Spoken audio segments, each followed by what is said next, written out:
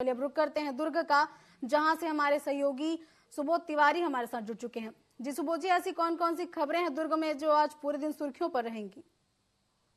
देखिए कमलेश्वरी, सबसे पहली बात तो अगर बात करें एसडीआरएफ की, अग्निशमन सेवा दल की और साथ ही जिला प्रशासन के अन्य ऐसे आपदा काल में जो व्यवस्थाओं को संभालते हैं, अभी उनकी प्लानिंग चली रही थी कि किस तरीके से त्योहार विशेष पर जो लगने वाली दुकानें होती हैं, चाहे वो पटाखे की दुकान हो या जो पसरा लगाकर सामान बेचते हैं उनकी दुकानें हो, या अन्य आने वाले सीजन को देखते हुए ऊनी कपड़ों की दुकान हो, तो वहां पर किस तरह की सुरक्षा व्यवस्था हो ताकि किसी तरह का अपराध घटित ना हो, ना ही किसी तरह के हादसे हो। ठीक इसके पहले अगर बीती रात की बात करें तो दुर्ग जिले के पावर हाउस फल मंडी की 2 दुकानों में भीषण आग लग गई। बताया जा रहा है कि बिजली के खंभे से शॉर्ट सर्किट की वजह से एक तार जलती हुई सीधे दुकान के पास आई और एक के बाद एक 2 दुकानों में आग लग गई। लाखों का फल जो उन दुकानों के अंदर और वह सामग्रियां जो दुकानों में फल व्यापारी की रखी थी, वह सारा का सारा जलकर खाक हो गया है। शुरुआत में तो दुकानदारों ने फायर एक्सटिंग्विशर और तेज पानी रेत के साथ उस आग को बुझाने की कोशिश जरूर की, पर वे सफल नहीं हो पाए।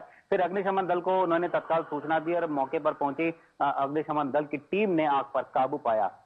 गनीमत रही, किसी भी तरह की कोई जनहानि नहीं हुई है। दूसरी बात करें चुनावी माहौल को लेकर, तो निकाय चुनाव को लेकर लगातार जिला प्रशासन के प्रयास तेज हो रहे हैं। अगर कल की बात करें तो कल शाम कलेक्टर ऋचा प्रकाश चौधरी के साथ चुनाव अधिकारियों ने मतदाता सूची का प्रकाशन किया, जिसमें बताया जा रहा है कि क्षेत्र में लगभग जो दुर्ग निगम की बात करें तो 2,22,000 जो पिछले बार जनसंख्या मतदाताओं की थी, वह अब बढ़कर 5,946 हो गई है। और कुल अगर 5 निकायों की बात करें जहां चुनाव होने को है, तो वहां पर मतदाताओं की संख्या बढ़कर 8,928 हो गई है। वहीं अगर कुम्हारी नगर पालिका निगम की बात करें तो वहां परिसीमन का मामला कोर्ट में विचाराधीन है। जब तक वहां से आदेश नहीं आ जाते या फिर वह उस मामले का किसी तरह से कोई फैसला नहीं आ जाता, तब तक वहां पर निकाय चुनाव नहीं होंगे, ऐसी संभावना है।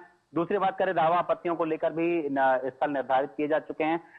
मतदाता सूची प्रकाशन में किसी का नाम छूट गया है या किसी तरह का परिवर्तन चाहता है, तो उसके लिए भी वह वहां उन निर्धारित स्थलों पे प्रयास कर सकता है। दूसरी बात है कि दुर्ग के अहिवारा, अमलेश्वर, पाटन, उतई में भी चुनाव होंगे और भिलाई के दो वार्डों में उपचुनाव होंगे।